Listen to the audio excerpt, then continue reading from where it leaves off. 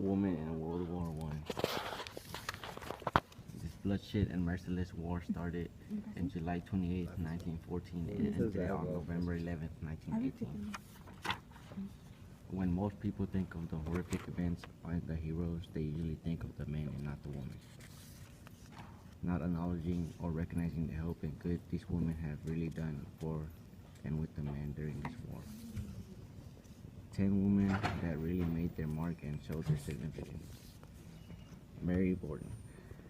Novelist by trade, Borden was living in England in 1914 when awarded the French Croix and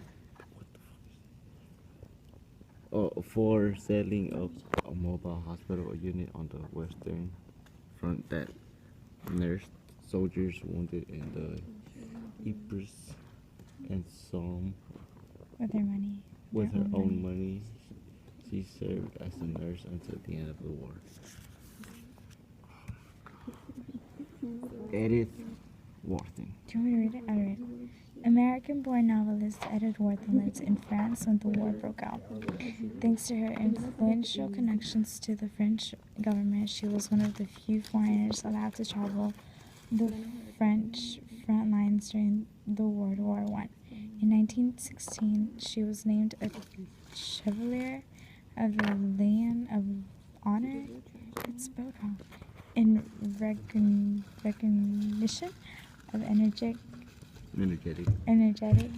fundraising for refugees. Okay, you go. You go. Dame Helen Charlotte Isabel Gwen Vaughn.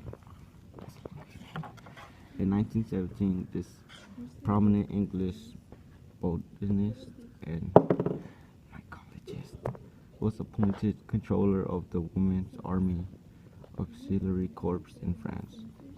She became the first woman to receive a military commander to the Most Excellent Order of the British Empire in 1918. She served as a commandant of the Women's Royal Air Force from September 1918 until December 1919.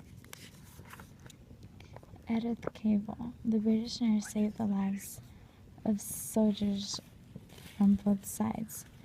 After being arrested by Germans for helping hundreds of the Allied forces to escape from Belgium to the Netherlands, she was sentenced to death and executed in October 1915. Evelina Haverfield. This British suffragette and aid worker is the founder of the Women's Emergency Corps. In 1915, she volunteered to join the Scottish Women's Hospitals in Serbia and as a nurse. After the war, she worked in a Serbian children's orphanage where she died of pneumonia in 1920.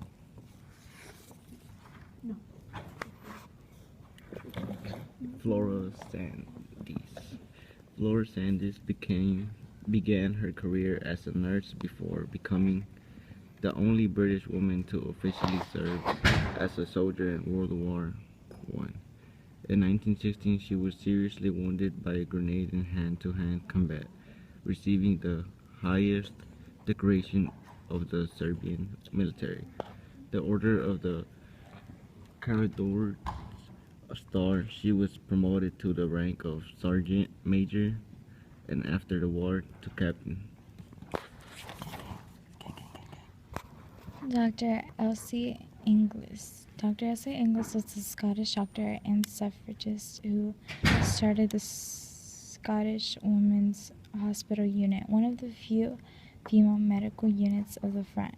Among its collaborators were Evelina Haverfield, founder of the Women's Emergency Corps, and Flora Sands, who set up canteens that served thousands of Serbian soldiers in 1918. Helen Fairchild. Helen Fairchild was a nurse from Pennsylvania who staffed a unit at the Western Front at Paschen, I'm not sure if I'm saying that right, in Belgium. She died after surgery on a gastric ulcer due to the effect of mustard gas in January 18. Hey, you mentioned that in class today. Yeah, I did. Dude, I don't know. You can read that. Julia Hunt Catlin Taufelu.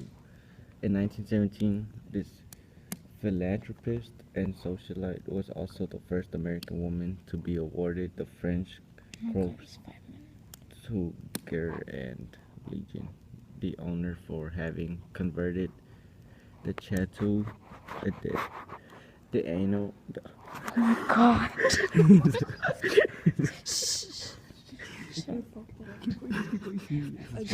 Keep going. Anyways. Okay. Shut up. That's for childish.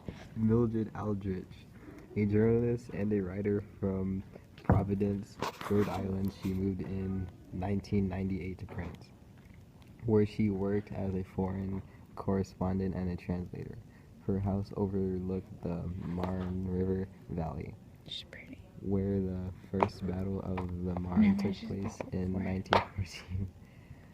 Her wartime letters sent to her American friends about the battle constitute her book, A Hilltop on the Marne. The end.